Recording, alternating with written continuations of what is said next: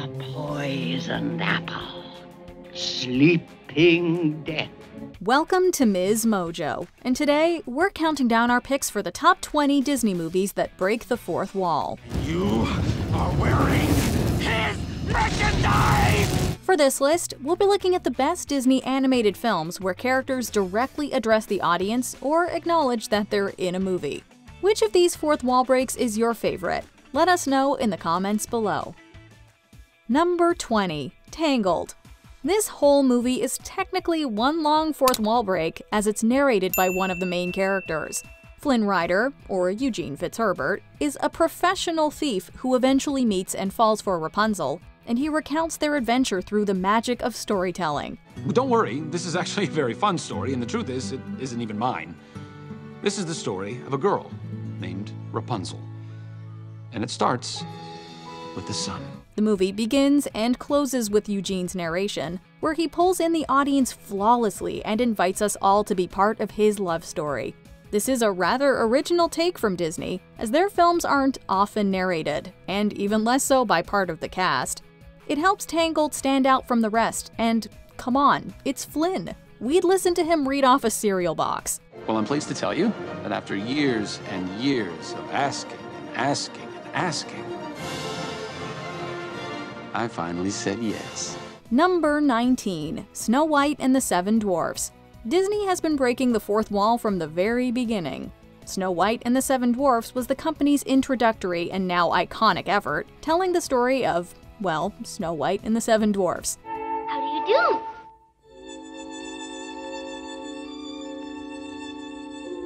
I said, how do you do? If it's been a while since you've seen the movie, like since you were 5 years old, the fourth wall breaking is actually brought about by the Evil Queen. In a rather old-fashioned bit of storytelling, the Evil Queen looks directly into the camera and talks about both the poisoned apple and true love's first kiss. Sure, maybe she's just talking to herself, as she often does, but the creative choice of having her look directly at the audience leads us to believe that this was an intentional breaking of the wall. And the victim's eyes will close forever in the sleeping death. Number 18. Tarzan. No one can deny the chance to strike a heroic pose, not even Tarzan. Son of Man plays over a montage that sees Tarzan growing up and learning the ways of the jungle. Kerchak said I don't belong in the family. Never mind what Kerchak said. Hold still. It's a fun little moment filled with great visuals, like Tarzan swinging through vines, riding elephants, and defeating a python. And then, out of nowhere, we're hit with a fourth wall break. After sliding down a tree, Tarzan looks around and strikes a pose while staring directly at the audience.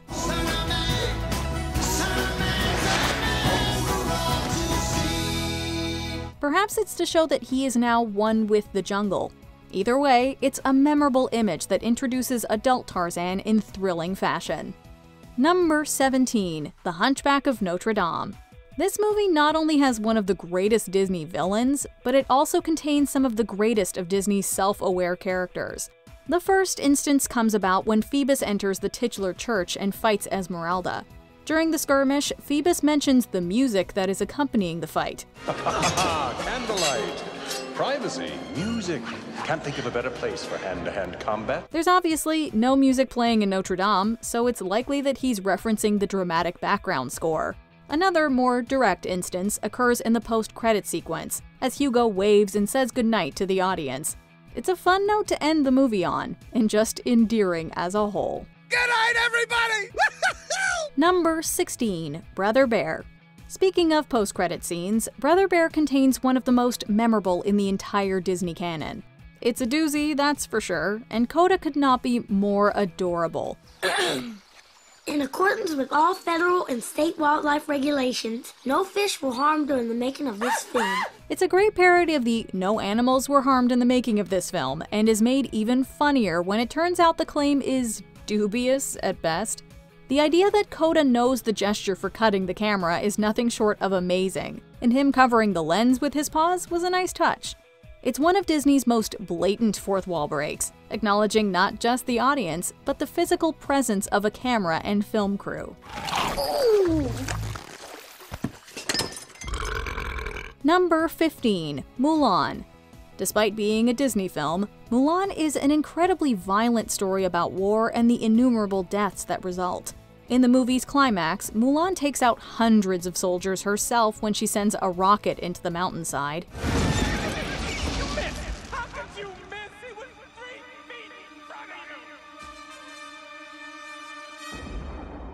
The resulting avalanche sweeps away nearly everyone, resulting in the tiniest acknowledgement of the audience from everyone's favorite Chinese dragon. Mushu rides the avalanche, searching for Mulan, and spots a tuft of dark hair sticking out of the snow. Instead of Mulan, he pulls out the head of a Hun, and we get the funniest little "nope" and a wide-eyed glance at the camera. Nope. Before Mushu puts him back. We're asked to laugh, but come on, Mushu, that was pretty cold. Number 14. The Little Mermaid. This classic helped usher in the Disney Renaissance, and it contains some brilliant fourth wall breaks. A major one occurs when the seahorse Harold tells Sebastian that Triton wants to speak to him. Fearing what's to come, Sebastian turns and directly addresses the audience, telling them, "He knows." Another happens during the absolute banger that is Poor Unfortunate Souls. Ursula looks at the audience and asks us, "And do I help them?" "Yes, indeed." Leave it to Ursula to ask and answer her own question. Still, there's nothing like a fun villain who lets the audience in on their little secrets. Number 13. The Great Mouse Detective. A rather unique Disney film, The Great Mouse Detective is heavily modeled after Sherlock Holmes, featuring a detective protagonist and taking place in Victorian London. The titular hero, Basil, the Sherlock Holmes of mice, is enlisted to help Olivia find her abducted father. Thank you, Miss... Flavisham. Olivia Flavisham. Yeah, whatever. In one scene, Basil analyzes Major Dawson. He makes note of the thread that he used to sew his cuff, telling Olivia that it has, quote, peculiar pungency. His remark causes Olivia to widen her eyes in surprise and look directly into the camera. It's a brief but very funny moment that helps characterize both the wickedly intelligent Basil and the young Olivia. Number 12. Peter Pan. Getting personally hunted by a crocodile has to be terrifying. We're not siding with Captain Hook here, but come on, you have to feel for the guy. That cursed beast liked the taste of me so well, he's followed me ever since, licking his chops for the rest of me. The crocodile, TikTok, stalks Captain Hook through much of the movie, and it follows Hook after he kidnaps Tiger Lily. As Hook and Smee are passing through Mermaid Lagoon, the pursuing crocodile turns and looks at the viewer with an excited, hungry look on its face, as if to say, I've almost got him. Captured Tiger Lily.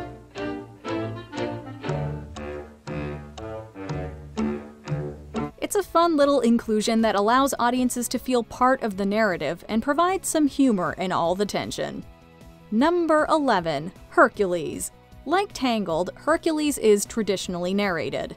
This time, it's by the Muses, who are modeled after the choruses that narrate ancient Greek plays. You listen to him? He's making this story sound like some Greek tragedy. Lighten up, dude. We'll take it from here, darling. You go, girl. But that's certainly not the only instance of fourth wall breaking in the film. Hades does a ton of it, often looking directly at the audience to help convey his emotional state, which is usually something in the realm of unbridled rage. His voice also appears at the end of the credits, bemoaning his lack of a happy ending, and complaining that no one is there to hear him. Anybody listening? It's like, what am I, an echo or something? Hello? Hello? Am I talking to what? Hyperspace? Hello, it's me.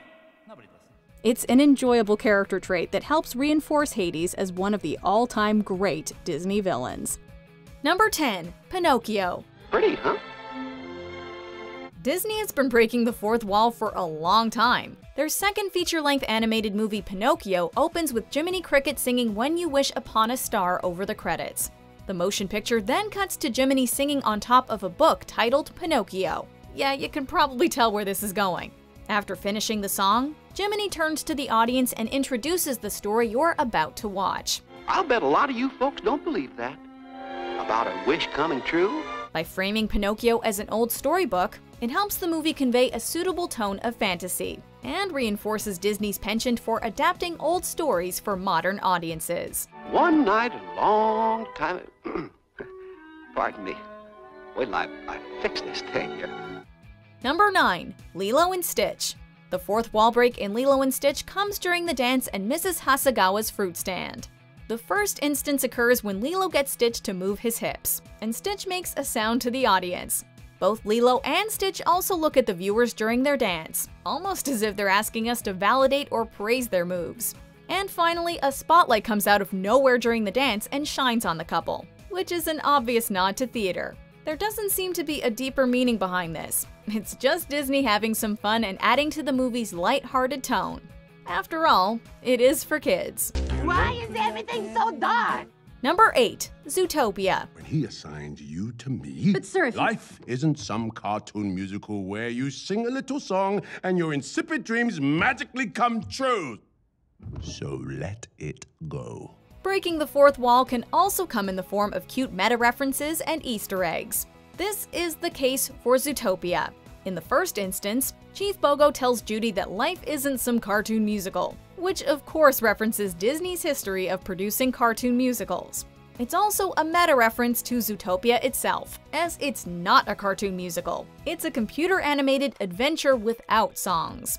In the second instance, Duke Weaselton is seen selling sketchy DVDs that are clear parodies of Disney movies and posters. He also points out that he has movies that haven't been released yet, including Moana and Floatsin' 2, which are obvious nods to the then-upcoming Moana and Frozen 2. Well, look who it is. The Duke of Bootleg. What's it to you, Wild? Shouldn't you be melting down a popsicle or something? Number 7. The Aristocats.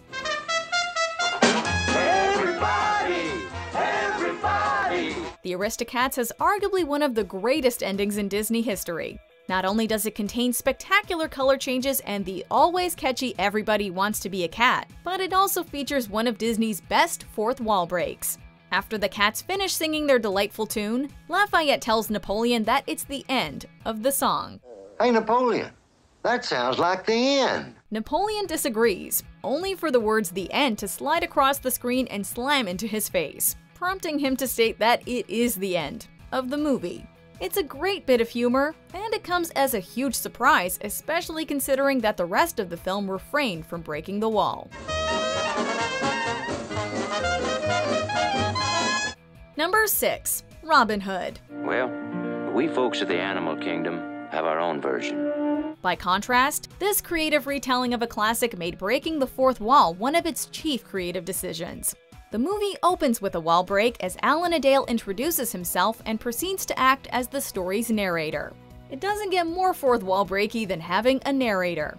There are a few other instances throughout the motion picture, including the times Prince John and the Sheriff of Nottingham look directly at the camera, or, you know, the camera's equivalent. Like Pinocchio, the narration helps establish the story's mythic quality, and it adds a unique twist to the Robin Hood story. That and using animals in place of people. Disney sure knows how to make an old tale new again. Oh, incidentally, I'm Alan Adale, a minstrel. Oh, that's an early day folk singer. And my job is to tell it like it is. Number 5. The Lion King. The Aristocats may have one of the most creative fourth wall breaks in Disney's filmography, but The Lion King has the funniest. It comes during Hakuna Matata when Timon covers Pumbaa's mouth before he says the word farted. Hey, Pumbaa, not in front of the kids. Oh, sorry. Not only does Timon stop Pumbaa and say, "Not in front of the kids," but he also gestures towards the camera and draws both Pumbaa's and Simba's attention towards their young audience. It's a cute little moment that utilizes both meta and childish body humor. This unique concoction also helped make Timon and Pumbaa the breakout stars of The Lion King. Number 4. The Many Adventures of Winnie the Pooh. I'm not in the book, but I'm at your service. This movie takes the art of wall breaking to a whole new level. The film is obviously based on the classic works of A.A. Milne, and it utilizes its status as a storybook adaptation to huge creative advantages. He's sailing clean out of the book. Quick, turn the page! Characters are repeatedly addressing and reacting to the narrator, and they even realize that they're in the confines of a physical book. This is most evident when Tigger asks the narrator to help him escape from a tree. Say, who are you? It's a unique creative decision that showcases Disney's penchant for enlivening old stories, while nonetheless honoring the legacy of A.A. Milne. Oh, well, please, for goodness sakes, narrate me down from here. Number 3. Moana. Try, but you can't expect a demigod to beat and take apart. Look it up. Moana is full of fourth wall breaks, and each serves as unique forms of the convention. You've got characters addressing the audience, particularly Tamatoa, who tells us to look up what a decapod is and asks us for help during the post-credits sequence. Still upside down here. Just need a little push. You've also got Hey looking into the camera right before screaming, almost as if he's pleading to us for help.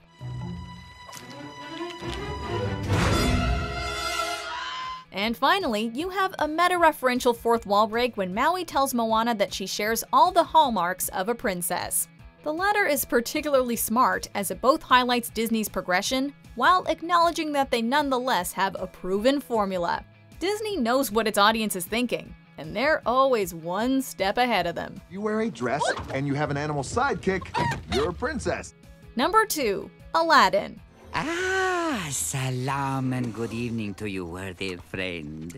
Aladdin is chock full of hilarious and interesting fourth wall breaks. The first comes right at the beginning of the movie, when the peddler greets the audience and is accidentally hit by the camera. If that wasn't enough wall breaking, he proceeds to tell the story of the lamp and our titular hero. The genie is also a huge wall buster. He whips out the movie's script on numerous occasions, and he's also the last thing we see when he literally lifts the screen for one last joke.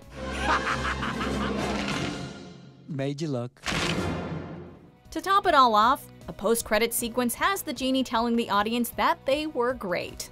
When it comes to the classic Disney movies, none are as self-referential and movie-like than Aladdin. You have been a fabulous audience. Tell you what, you're the best audience in the whole world. Take care of yourself. Before we continue, be sure to subscribe to our channel and ring the bell to get notified about our latest videos. You have the option to be notified for occasional videos or all of them. If you're on your phone, make sure you go into your settings and switch on notifications. Number 1. The Emperor's New Groove. That's right, I'm that llama. As self-referential as Aladdin is, nothing beats the sheer audacity of the Emperor's New Groove. Kuzco breaks the fourth wall on numerous occasions, so much so that he literally argues with himself while narrating the movie. He also pauses the movie on one occasion to remind the viewers that he's the protagonist. Hi, excuse me. 2 seconds here. I'm the one in the car, remember? This story's about me, not him. There's also the scene where Yzma and Kronk see contour lines on the ground during a chase, and these lines are later referenced by Kronk after they beat Kuzco to the secret lab. The Emperor's New Groove is a sadly overlooked entry in the Disney canon, despite all this fun wall breaking. Underrated or not, it's arguably one of the funniest Disney movies to ever be released. By all accounts, it doesn't make sense. Do you agree with our picks? Check out this other recent clip from MsMojo. And be sure to subscribe and ring the bell to be notified about our latest videos.